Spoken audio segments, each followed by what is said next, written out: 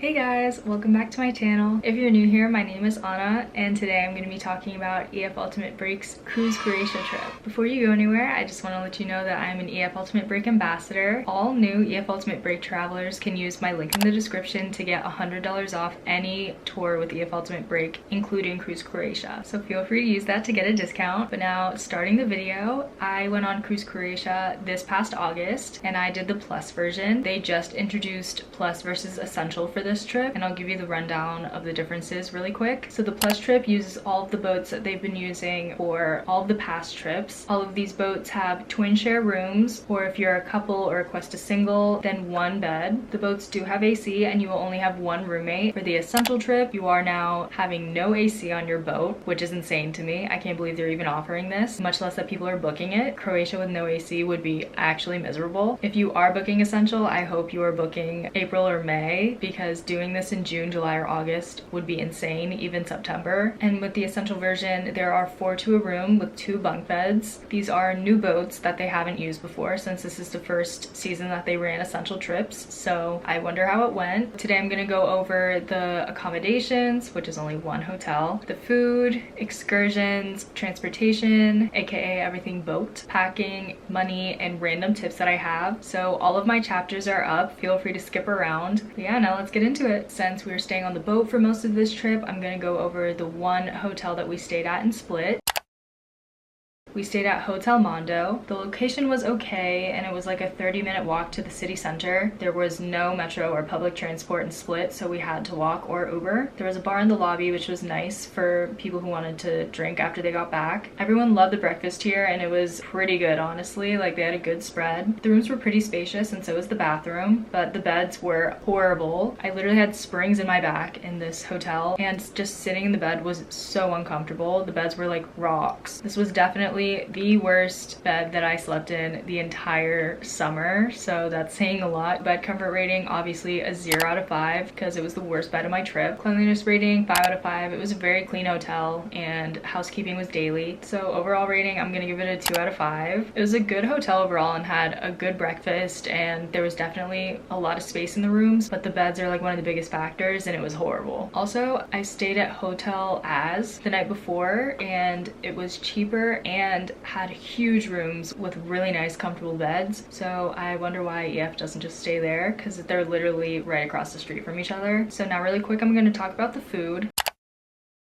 This is one of the rare trips where a lot of food is included because we're stuck on a boat, so a lot of meals are on the boat. For the farewell and welcome dinners though, it was kind of weird. We only had 1 included drink, which is the first time I've ever run into that on an EF trip, especially a Plus trip. At the welcome dinner, we did have a bottle of wine to the table as well as a pitcher of water, so that was fine. I didn't even realize it was 1. But at the farewell dinner, we were in sweltering heat. There was like no ventilation. We were all sweating and dying, and they only gave us 1 drink, so it was either water or alcohol or soda, of course, but like you don't get both. You have to pay for water if you want some, which I think is absolutely ridiculous that they wouldn't include water and a drink at least. The food itself at the welcome dinner was pretty good. We all got a choice of risotto, but the farewell dinner, the food was not the best, and we didn't get any drinks, so that was really disappointing. All of the boat food, it's hard because there was only 1 cook making all of our food, and I really felt for her because she was doing the most back there in the kitchen. But I will say a lot of the food, a lot of people didn't eat, especially picky eaters. I know 1 person on my boat wasn't eating the boat food at all, so they were just eating once we docked, and that's kind of sad because they paid for this whole thing and not eating any of the food. Some of the meals were definitely strange, like the captain's dinner was technically a barbecue and it was just a giant platter of meat. They definitely had vegan, vegetarian options and gluten-free options that they prepared extra special things for, but a lot of the meals went uneaten, and it's not that they were bad, it was just like they weren't appetizing or they were cooked too much or not cooked enough or just things like that. So the boat food wasn't the best, but it was edible, but I think it can definitely be improved. So I'm going to talk about 2 places that I ate independently on the trip that were really good. So in Split, I ate at Restaurant Family on the main stretch of restaurants in Split. Once you go, you'll know what I'm talking about. It's the second one down down from the beginning, and they had the best black risotto. It was so good. You can absolutely share it. It was a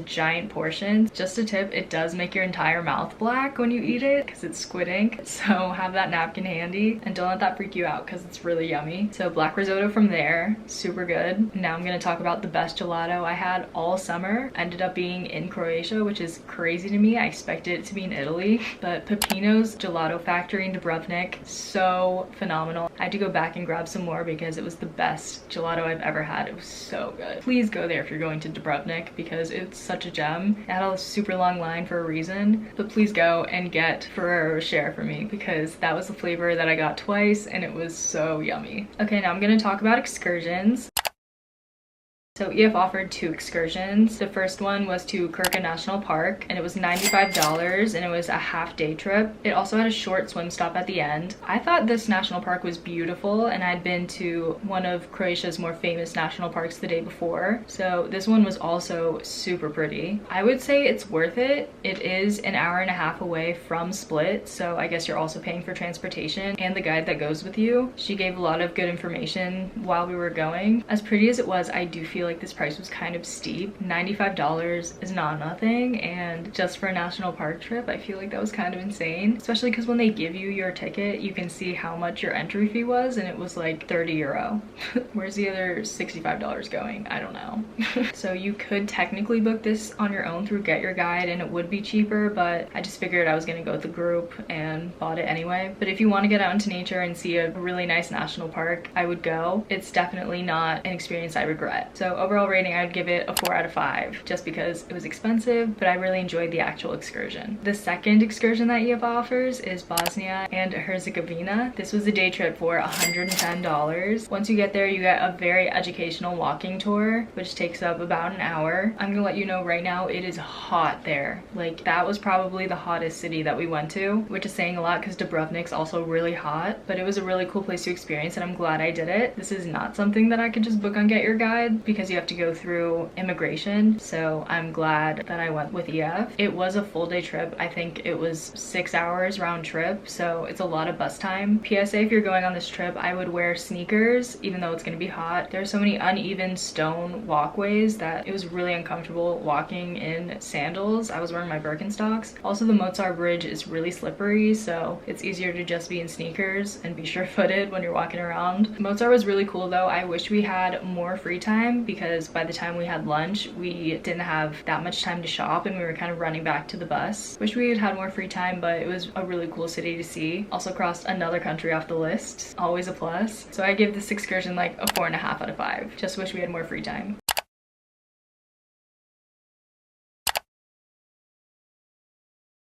So now I'm going to talk about the tour director optionals. I had Daria as my tour director, so not sure if you're going to get the same ones or different ones, but she offered an ethnic village dinner for 50 euros, a Dubrovnik kayaking excursion for 40 euros, a Game of Thrones tour for 40 euros as well, and a wine tasting in Cortula for 40 euros. So I did not book the ethnic dinner, but I booked everything else, so this is the only one I can't really talk about, but I'm super glad that I decided not to go because after everyone got back, they said the food was horrible. So if your tour director offers this one, don't book it unless you want a bad dinner for some reason. So I'm really glad that I didn't go. Everyone said they were given gnocchi for the main dish and it was terrible and that tasted like gelatin. For the Dubrovnik kayaking, I thought this was really fun. A few people did complain that it was like a real workout, and it was. We were all in tandem kayaks, so at least you had a partner. But basically we kayaked out to this little beach inlet where people could snorkel if they wanted to, but there wasn't really anything to see, and the water was kind of cold at that point since it was a sunset kayaking tour. But we found these stairs that were really cool and took pictures up there. I will say for this, bring water shoes or bring your rubber sandals because the rocks here hurt so badly when we were walking across the beach, which was just rocks. So definitely have those handy if you're gonna do this. But other than that, I had a really good time. I love adventure stuff like that and I don't mind a little workout. The sunset was really pretty and I recommend it. So I would rate this 5 out of 5 for sure. For the Game of Thrones this tour. This was an early morning tour the day after our night out in Dubrovnik, so I was hurting real bad, had barely any sleep that night. Getting to this tour was a mess. Not gonna get into that here though. You can see that in my Croatia vlogs if you're interested. The tour itself was pretty good. I was just kind of disappointed we only saw Fort Lawrence and we didn't get to go see many other sites. Like, it was pretty much what was in front of Fort Lawrence itself, and a bunch of sites along there, and then the Shame Steps. So I would have preferred a tour that brought me to more places instead of just all inside Fort Lawrence, even though it was really pretty from there. But the guide himself was really, really good. He knew his stuff for sure. I'm a Game of Thrones fan, so I enjoyed the tour, but he like is a fan. He knew everything. So you could book this through Get Your Guide instead, and it would be way cheaper. Going back, that's probably what I would do. Just time it right with your tour director. But that version doesn't give you entry into Fort Lawrence, so just keep that in mind. I would give that tour a 3.5 out of 5. The guide himself, as I said, was phenomenal. He knew his stuff, but I just wish we had seen more sites instead of just walking around Fort Lawrence for most of it. And you could also go see Fort Lawrence yourself if you want for 15 euros. Okay, the last optional excursion was the wine tasting. We went to Vitis Winery, and while it was absolutely beautiful, the wine wasn't that great.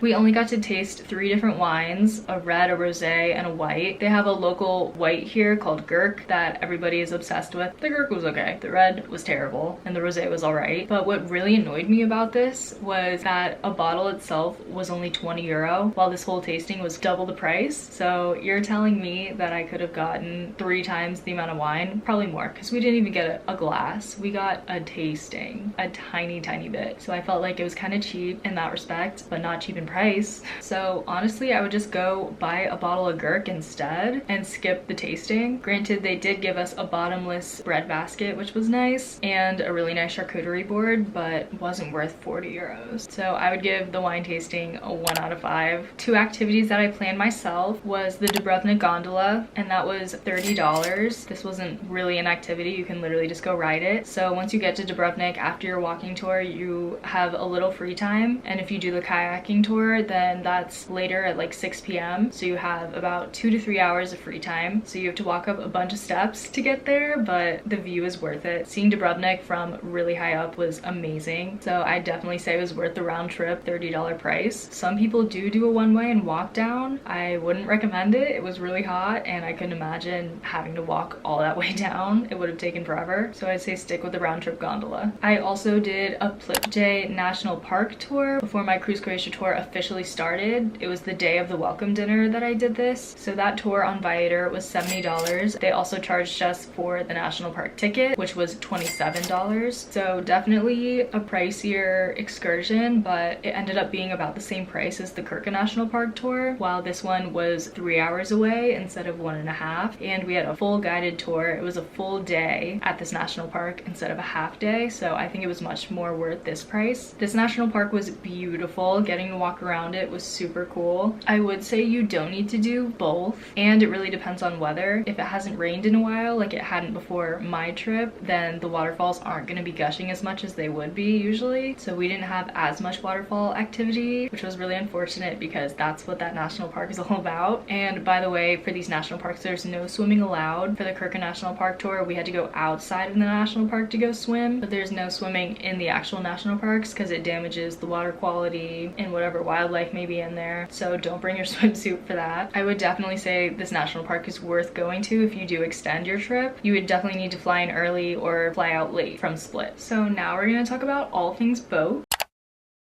For my tour, we were on the Antonella. I'm gonna give you some key things that you need to know about the boat, and then just a rough schedule of how this tour operates. So a basic itinerary for Cruise Croatia, which I wish I would have known prior to going, is an 8:30 to 9:30 breakfast. Our tour director also said she pushed this 30 minutes, so it used to be 8 to 9, which is crazy to me because that's so early.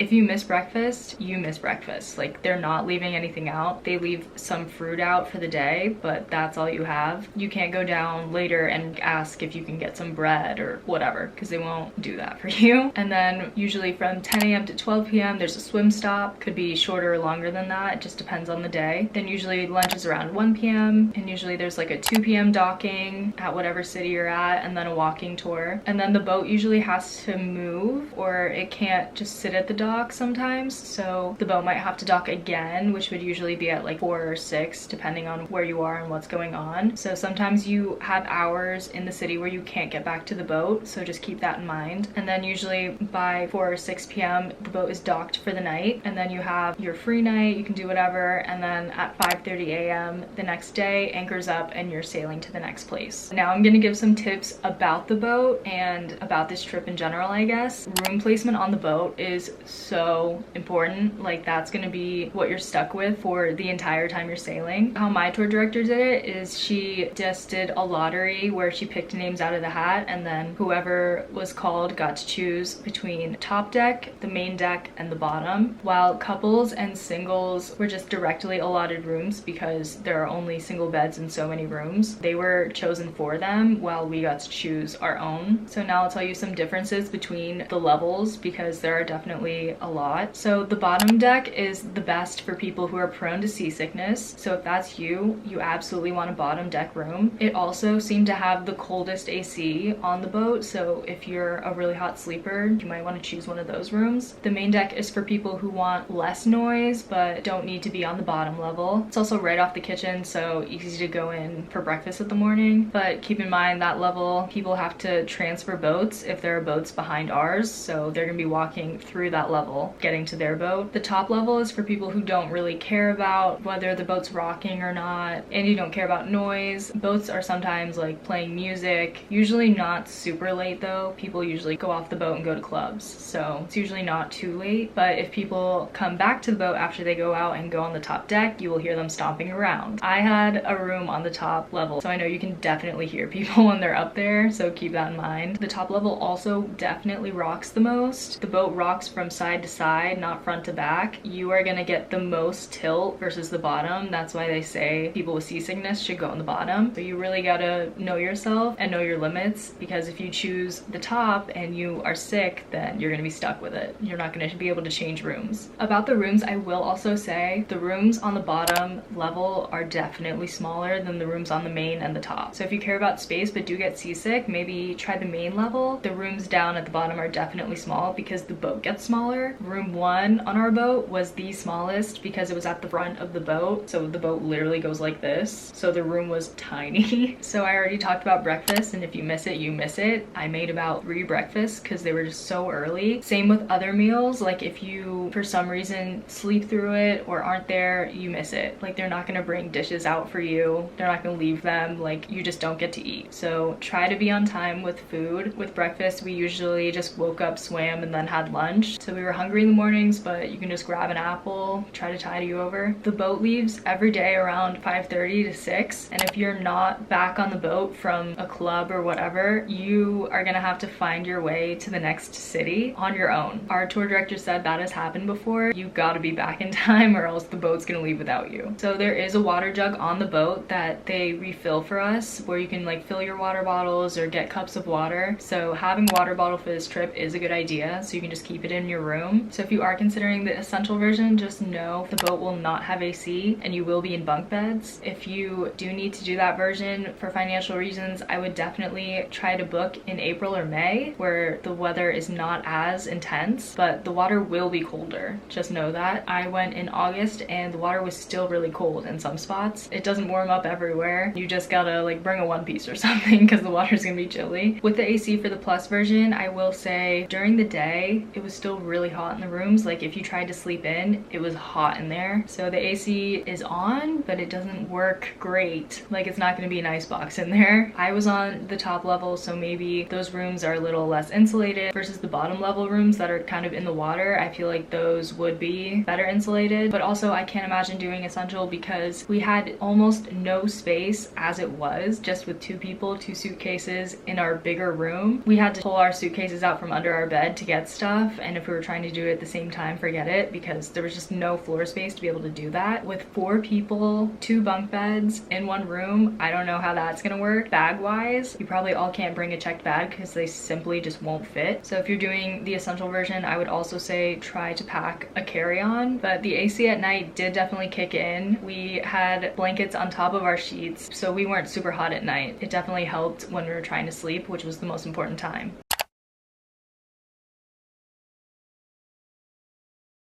One of my last tips about the boat is plan to tip your TD as well as the boat crew. They suggested at least a 70 euro gratuity for the boat crew of 5. They all split it evenly. With that, I'm gonna go into money and budgeting. Croatia uses euros and the conversion rate was 1 USD to 90 cents for euros. For my budget breakdown, for tips I spent $100. For food I spent $190. For drinks and covers I spent $170 because one of the clubs we went to was a $40 cover. I'll talk about clubs later just because that's a super important aspect of this trip. For excursions and sightseeing I spent $360. For transportation, Ubers, I spent $40. And then for souvenirs I spent $115. So my overall amount spent on this trip was $975. Definitely not cheap for a 12-day trip, but nothing in Europe is cheap. So now I'm gonna talk about packing.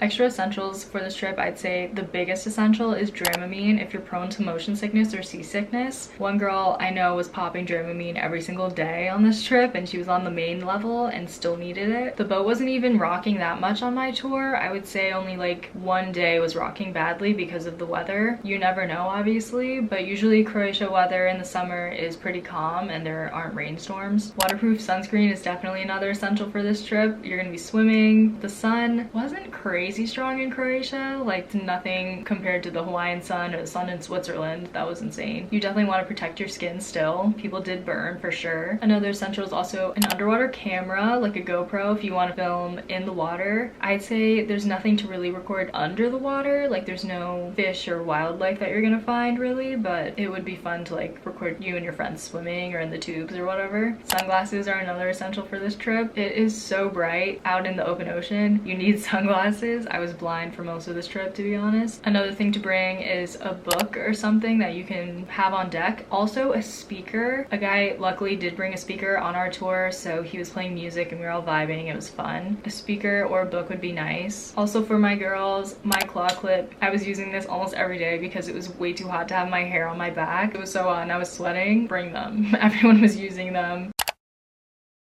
For my clothes breakdown, I would say bring 3 to 10 swimsuits. I love to have a new swimsuit every day, maybe 2 every day, so I brought way more than 10. But if you want one for every day, bring around 10. But for a regular packer, I would say bring like 3 to 5 swimsuits. They did dry when we hung them up in our rooms with the AC. In the essential version, I don't know if they would dry, so you can't just like leave them out on the boat. But some boats did have clotheslines, so maybe yours will. I have no idea, but ours didn't. Also bring a microfiber towel for this trip. You do have some beach stops. You do need a towel on the boat and they only provide you 2 bath towels. If you don't want to use a bath towel, then just bring a microfiber towel or buy one in split before you get on the boat. So for girls, I'd say like 5 to 7 dresses. A lot of nights and during the walking tours that people did like dress up for. I'd say this is one of the fancier trips that I've gone on dress-wise, but definitely flowier options. I wore a bodycon one time. Like it was way too hot for that. And wear darker colors because sweat stains are gonna show. So you don't need any pants for this trip. You don't need any warm clothes at all. All the destinations are hot, but if you want to bring pants, I'd say like linen pants would be the only pants you need. 10-ish tops, I say, would be a good number, unless you want to rewear. Just like 1 top a day would be good. And you can also bring a mix of like day tops versus going out tops, especially if you're planning on going out. You will need at least 3. I did not go out every night. I only went out to like the bigger clubs and I would say there's only like 3. And then for bottoms, I'd bring like 5 to 10 bottoms. You don't need more than that. And bring a mix of like shorts and skirts. So I'm gonna talk about clubs really fast. The first club you can go to is in Split and it's called Vanilla Sky. My friend did find this deal where you could pay 20 euro and get a bracelet that gets you into Vanilla Sky expedited, so you don't have to pay for a ticket there. So with that, we had an open bar for a few hours. I think it opened at like 9 and then they kick you out at 11, but all the drinks are free. They are watered down, like it did not taste strong at all, but all the drinks are free, so you can go to that open bar and then you can go to Vanilla Sky, which is like a 30-minute 20-minute walk and they walk with you there. And I wish we hadn't gone to Vanilla Sky right before. We had to fly out the next morning and get on our transfer at 3 a.m. But I think it would have been fun if we stayed later, but we left pretty early. So that's in Split. People also went to Olive Tree, which is like a little bar, and had fun there, which is just on the main road in Split. There's also a rooftop bar called Rooftop, I'm pretty sure. Drinks there were definitely expensive and the vibe wasn't the best. People were like actually having dinner, so it wasn't like a bar vibe. Next is Dubrovnik, and everyone goes to Club Revlin. That was my favorite night out. The DJ there was pretty good. You could buy tickets in advance and I think it was like $20 online, so we just booked it through their website and they just show up and go in. This was in a castle, so it was really cool, and it wasn't hot, which was amazing. It was like a normal temperature. I wasn't sweating because it was in the basement of a castle. So if you're gonna go out just like one night on this whole trip, make it in Dubrovnik for Club Revlin because it was really fun. The last place I'm gonna talk about is in Hvar, and I know everyone says this is the party capital of Croatia, but I honestly hated this night very intensely. We went to Carpe Diem Beach Bar and it's so expensive. You get on a boat from the port in Hvar and they have a boat shuttle because this club is technically on an island. It was a 40 euro cover to get in. Insanely expensive. It covers the boat fee though. So we all went there for a few hours and I hated every second of it. It was insanely crowded and everyone was sweating. It was so hot. The DJ that night sucked. He was terrible, so that's the biggest reason I was having a bad time, but maybe you'll get lucky. But we had a terrible DJ, unfortunately, so I left around like 3. So really quick, I'm gonna talk about extra tips that I have for this trip. If you're going out and you're a woman, all the creeps come out at around 4 a.m. So try to be gone before then. In Dubrovnik especially, like, I'm glad we had guys in our group that were with us because these men were very creepy and would not leave us alone after I physically pushed them away. They just kept coming. So definitely have your wits about you. Don't be faced at 4 a.m. because bad things can happen. Also, specifically about Club Revlin, the VIP bathroom is very sketchy. There were men in the women's bathroom constantly like trying to open up stalls. When my friend was literally in a stall, a guy went in and tried to open it up saying, "Oh, I left my drink in there." No, you didn't. Never go to the bathroom alone. Never. Always have a friend with you. The Croatian men be sketchy. For packing, you don't have to bring all of your liquids with you. If you want to do a carry-on bag, you can buy everything in Split that you'll need for the boat, like conditioner, lotion, sunscreen. You can load up on all of that in Split before you get on the boat. So if you want to do a carry-on, you can totally do that. So it is a lottery what crew and what boat you're gonna get. Not everybody's gonna be on the Antonella, which is good for you because our bartenders suck. It's interesting because my friend went on this trip 2 weeks before me and he was like really good and nice to them, but he was really weird with us. He would close the bar early, even when people were on the boat, and not serve us at like 11 p.m. Obviously we wanted to pregame and he wouldn't. That was a huge drag for this trip. I know a lot of people say that this is their favorite trip with EF ever, but I unfortunately just didn't have that experience for a lot of factors, not just the bartender, but that ruins a lot of the fun. But this trip was not as relaxing as I expected it to be. It was a pretty go trip, which I didn't think it would be. So that's why I wanted to give you guys the itinerary breakdown because I didn't think it would be that fast paced. I thought we would have like more time to just sit and chill, but we don't. Also, the swimming stops, I didn't expect for them to be only an hour or 2. I thought we would have more time. One day we did have like a 4-hour swim stop, which was really nice, but if the swim stop starts at like 8 a.m., not that many people are gonna be there when it starts. The schedule was kind of frustrating to me and I didn't expect for it to be that tight. My tips have like turned into me complaining. I'm sorry, but I just want to give you the reality of the trip. But back to my original point, you have no idea which boat or which crew you're gonna get when you sign up for the trip. They randomly assign it. You might get the Antonella, you might get the Meridian. There's a bunch of different boats that EF uses. And for our experience, we were lucky we didn't have to move our suitcases onto the boat. We just had to move our backpacks and things that we could carry because we had to cross 5 different boats to get to ours. That's another thing. With this trip, you're gonna be crossing boats constantly. Anytime you want to get on or off your boat, you're gonna be crossing multiple other boats. We were never first in line. One time we got lucky and we were like second, but usually we were like 5th. You're gonna be crossing a lot of other people's boats, even when you're drunk. So make sure your phone is zipped in your purse or something. Like, you don't want that dropping into the water because you won't get it back. So back to my original point. I'm going all over the place, sorry. We were lucky that we didn't have to bring our suitcases, and they taxied a smaller boat to do that for us and transfer. But my friend who was staying on the same exact boat with the same exact crew 2 weeks before me said that she and everybody else had to physically move their suitcases from boat to boat onto the Antonella. I couldn't imagine that. My suitcase was over 50 pounds. Like, I wouldn't have physically been able to do that. The boat crossings are hard enough just with a backpack, so I wouldn't have been able to move my whole suitcase. But my point is, pack light in case you have to do that. I had a checked bag because of my other travel before, but if I was only going on this trip, I would absolutely pack a carry-on because you have to fit your suitcase into the tiny rooms on the boat and because you have to transfer it possibly. So I would definitely try to pack lighter for this trip due to that. Another tip I have is there's a white party every single time. So definitely pack an all-white outfit for this trip because the white party happens every single departure. This wasn't really a party per se. It was literally just everybody on the boat, and you can play music or do whatever. They don't have any special party things. We were just like anchored in the middle of the ocean. You could also swim that night, which was cool because we were not at a dock, so that was really nice. But don't expect any like special party things because it's literally just another night on the boat. Another tip that I have is if you go on a later departure for this trip, all of the floaties will be bought for you and the boat will already have them, so you don't have to spend money on that. It was nice that since we went in the end of the season in August, all the floaties were already on board. We didn't have to worry about any of that. So we made it to the end.